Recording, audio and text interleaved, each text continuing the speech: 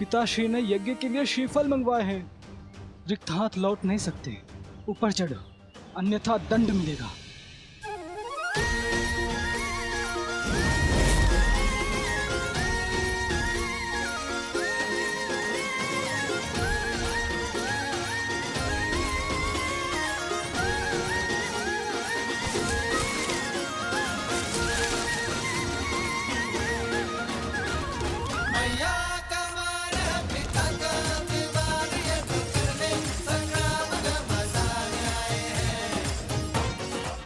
कुमुदनी, कहाँ चले गए ये दोनों? कहीं दिखाई नहीं दे रहे। माता आ गई।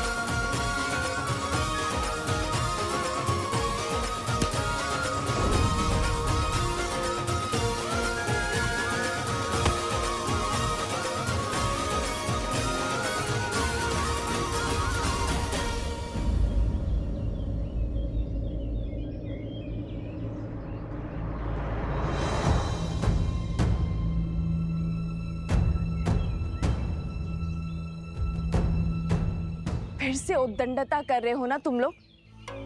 नहीं मानोगे ना तुम दोनों? आज तो तुम्हें दंड देकर ही रहूंगी। कुश, नीचे आओ। नहीं, मैं नहीं आऊंगा। अब दंड दोगी। ऊपर रहकर क्या दंड से बच जाओगे? मैं भी देखती हूँ कि कैसे नहीं उतरते।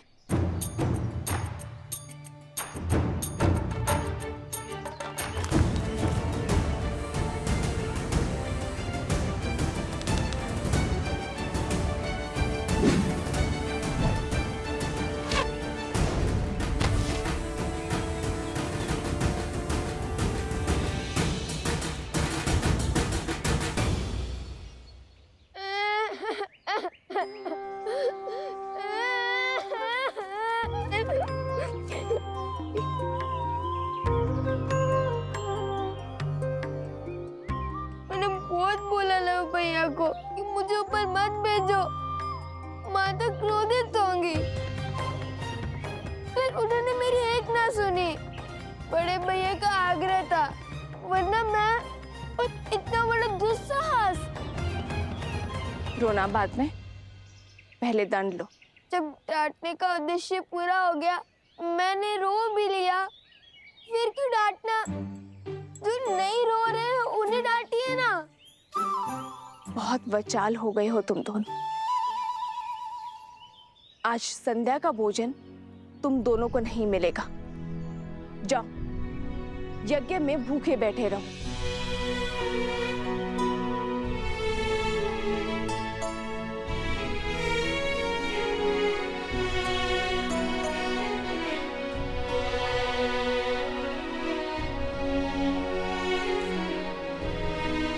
वन देवी, लवकुश आपके सामने यूं ही ब्रज पर चढ़ गए, आपको भय नहीं लगा? यदि उन्हें कुछ हो जाता तो? माता की सबसे बड़ी पूंजी होती है संतान, और जब माता को अपनी संतान की योग्यता पर संदेह लगने लगे तो समझ जाओ कि उसे संदेह अपनी दी गई शिक्षा और संस्कार पर है। ओम भूर्भुवस्सुः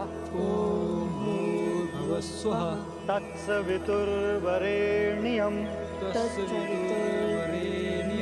भर्गो देवस्य धीमहि धियो यो नः प्रचोदयात्।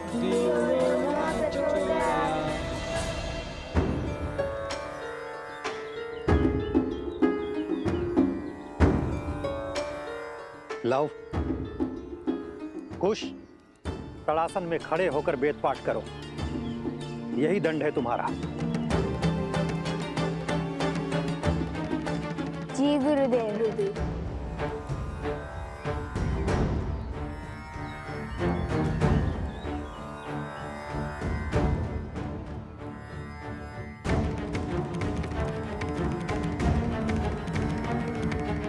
देख रहे हैं लव भैया कैसे माता और गुरुदेव से हमारी चुगली करके हमें दंड दिलवाकर कैसे मुस्कुरा रहा है ये शांडिल्य। पता नहीं माता का मन बसीजेगा भी या नहीं। मुझे तो अभी से ही भूख लग रही है। और जन पाना है, शांति से वेदों का पाठ करो और करने दो। ओम भूर्भुवः स्वः ओम भूर्भुवः स्वः तत्सवितुर्वरेण्यं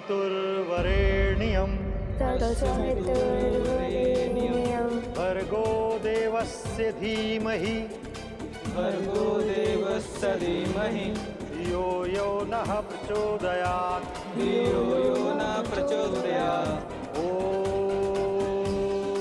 ओम भूर्भुवः स्वः तत्सवितुर्वरेण्यं भर्गो देवस्य धीमहि धियो यो न। अरे देखो तो कितनी चींटियां चढ़ गई हैं तुम्हारे पैर पर। जाओ पैर धो लो और अपनी माता से कहो औषधि लगा दे।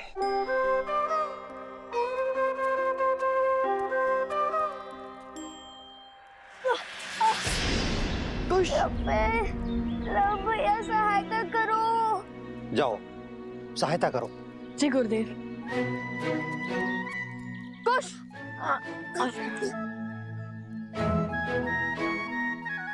बहुत पीड़ा हो रही है गुरुवर। क्या भैया मुझे कुटिया तक छोड़ सकते हैं? जाओ।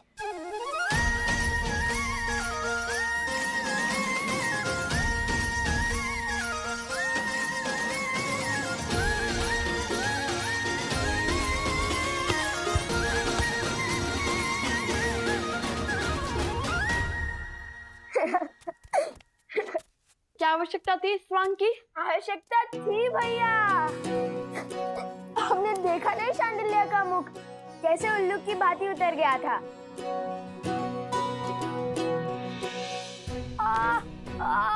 मेरा पैर। अरे अब क्या हुआ? बहुत पीड़ा हो रही है। क्या हुआ?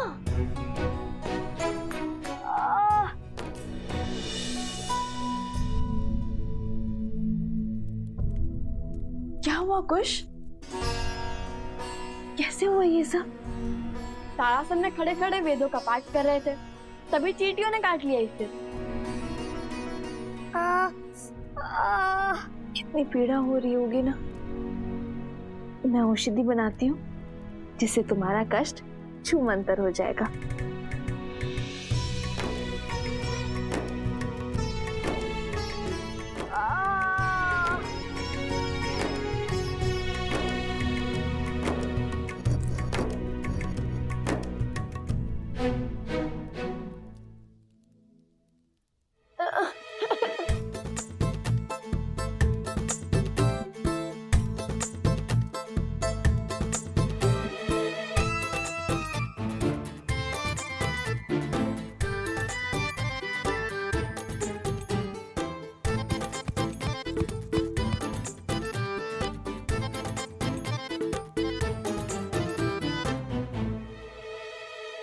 माता रहने दीजिए ना, इतनी भी पीड़ा नहीं हो रही माता। तनिक सी चींटियों के काटने से वीरों को कहाँ कुछ होता है। औषधि रहने दीजिए माता और भोजन खिला दीजिए, बहुत भूख लगी है। दंड में दया नहीं होती। और जब ऋषि हरित ने अपने पुत्र शांडिल्य को नारियल लेने के लिए भेजा था तो तुम दोनों वृक्ष पर क्यों चढ़े? आज तुम दोनों को अन्न का एक दाना भी नहीं मिलेगा। मुझे लगा आप भूल गई होंगी। अब रोना शुरू मत करना। बताओ लव, तुम दोनों वृक्ष पर क्यों चढ़े?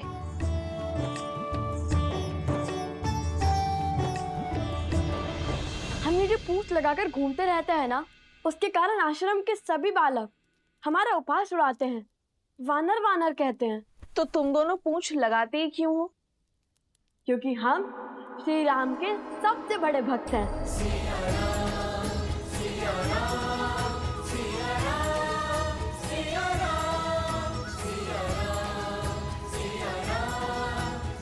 हनुमान जी से भी बड़े भक्त हैं।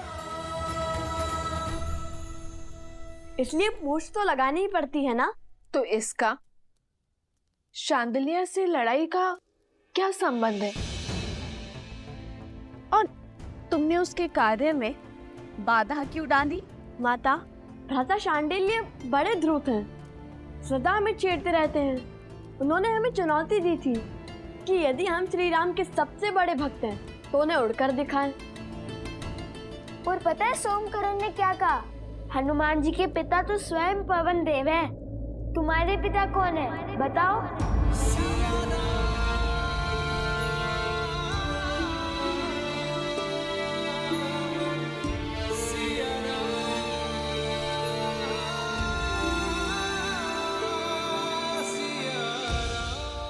तो तुमने क्या उत्तर दिया? उत्तर तो भैया ने दिया है कि पिता ज्ञान देते हैं और माता संस्कार। हमें तो दोनों ही माता से प्राप्त हुए, तो हमारी माता ही पिता हुए। अब आप बताइए, यदि हमारी माता ही हमारे पिता है तो इसमें समस्या क्या है? हमें तो नहीं है। माता, हम उड़ तो नहीं पाए, पर वानरों के भांति वृक्ष पर चढ़कर नारियल अवश्य तोड़ लाए हम, है ना भैया? तो हुए ना हम श्री राम के सबसे बड़े भक्त।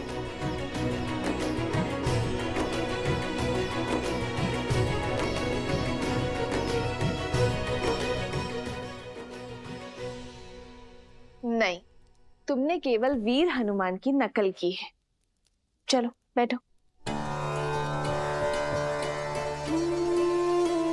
उनसे बड़ा भक्त बनने के लिए बहुत समय और बहुत तपस्या लगेगी।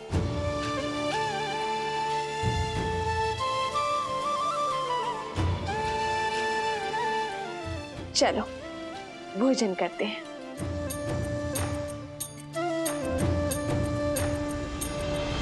किंतु भोजन करेगा केवल लव।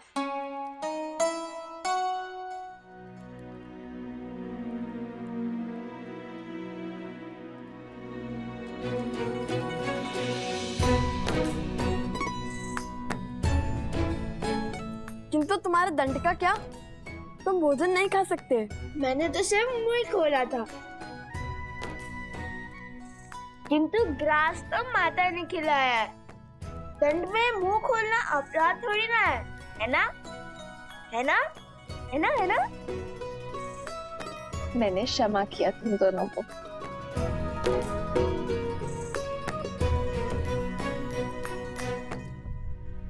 माता, जब हम राजा राम से मिलेंगे ना, तो उन्हें अवश्य बताएंगे कि हम हनुमान जी की भांति वृक्ष पर चढ़ सकते हैं, भांति भांति के कर्तव्य दिखा सकते हैं। फिर उन्हें विश्वास हो जाएगा कि हम उनके सबसे बड़े भक्त हैं।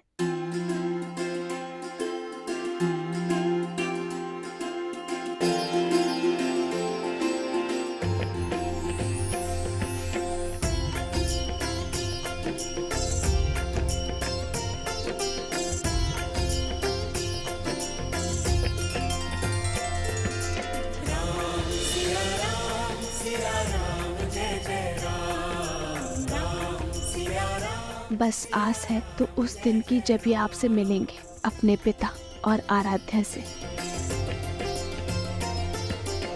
राजकुमार शत्रुघ्न की, राजकुमार शत्रुघ्न की, राजकुमार शत्रुघ्न की, राजकुमार शत्रुघ्न की, राजकुमार शत्रुघ्न की, राजकुमार शत्रुघ्न की, राजकुमार शत्रुघ्न की, राजकुमार शत्रुघ्न की।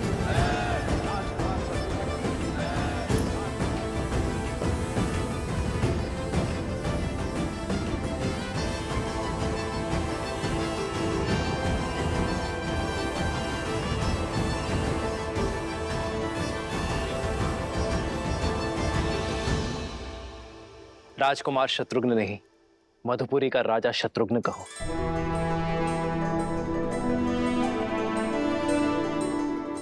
मधुपुरी राज शत्रुघ्न की। शत्रुघ्न, तुमने लवनासुर का वध कर असुरी सोच के प्रसार पर विराम लगाया है। वो सोच जो ऋषियों को अपमानित कर, निर्दोषों को दंडित कर, घरों और मंदिरों को अशुद्ध कर संतुष्टि पाते हैं। बीते 12 वर्षों में आप चारों भाइयों ने समस्त आर्य भूमि में प्रशंसा और सम्मान अर्जित किया है। अब समय आ गया है कि रघुवंश का सूर्य ध्वज पूरी सृष्टि में लहराए, जिसे देख हर असुर और आसुरी सोच भयभीत हो जाए। और इस सपने को पूरा करने के लिए हमें रासु यज्ञ करवाना चाहिए भैया।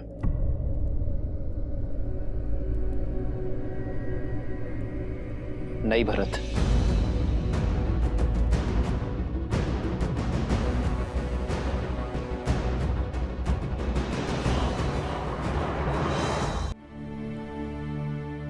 राजसूय यज्ञ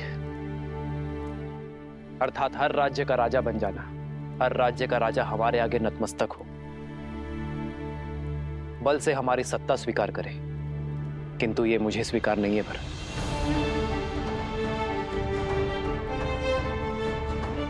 रामराज्य का लक्ष्य है कि हर कोई मन से स्वतंत्र अनुभव करे, मन से मुक्त अनुभव करे। किसी का राज्य छीनकर मैं धर्म का प्रतीक अयोध्या का पावन ध्वज नहीं लहरा सकता भरत। जिस राज्य का राजा सहर्ष हमारी नीति स्वीकार करता है, उसे सुख से राज्य करने का अधिकार अवश्य होना चाहिए। हमें केवल मित्रता और संधि की चाह है, और इसलिए मैं राजसूय यज्ञ के लिए सज्ज नहीं हूं। किंतु राजगुरु वशिष्ठ की बात उचित है। हमें सूर्यवंश की छत्र छाया समस्त भारतवर्ष में फैलानी चाहिए। भैया किंतु ये होगा कैसे? अश्वमेध यज्ञ से।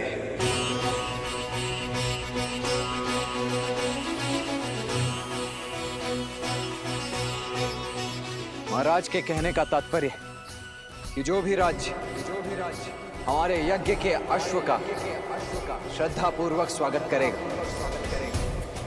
उस राज्य में धर्म की अर्थात राम राज्य की स्थापना होगी। वो राज्य हमारा मित्र राज्य बन जाएगा, और हमारा युद्ध केवल उनसे होगा जो हमारे अश्व को रोकने का दुस्साहस करेगा। आचार्य, हमें अश्वमेध यज्ञ की तैयारी आरंभ करनी चाहिए।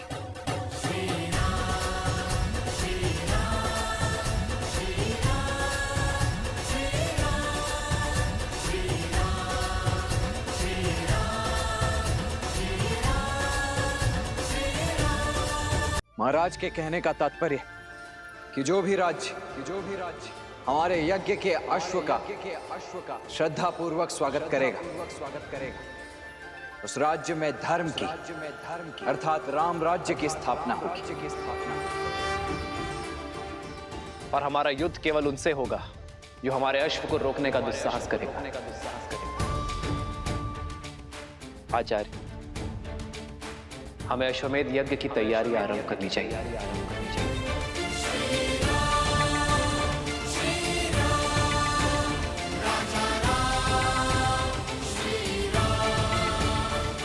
चंद्रबाहु, बानासुर, राम अश्वमेध यज्ञ कर रहा है। अश्वमेध यज्ञ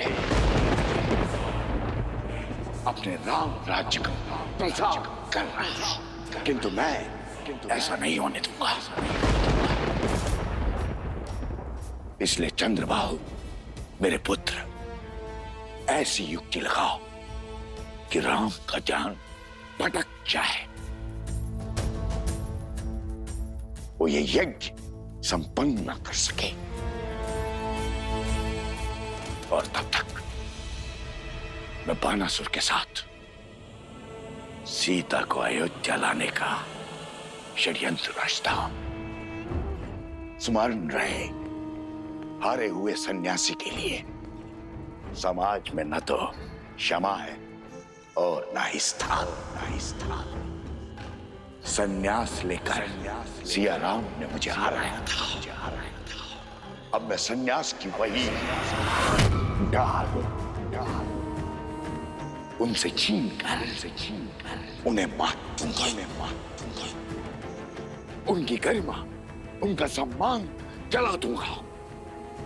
मैं ये अश्वमेध यज्ञ कभी नहीं होने दूंगा, कभी नहीं। सिया राम!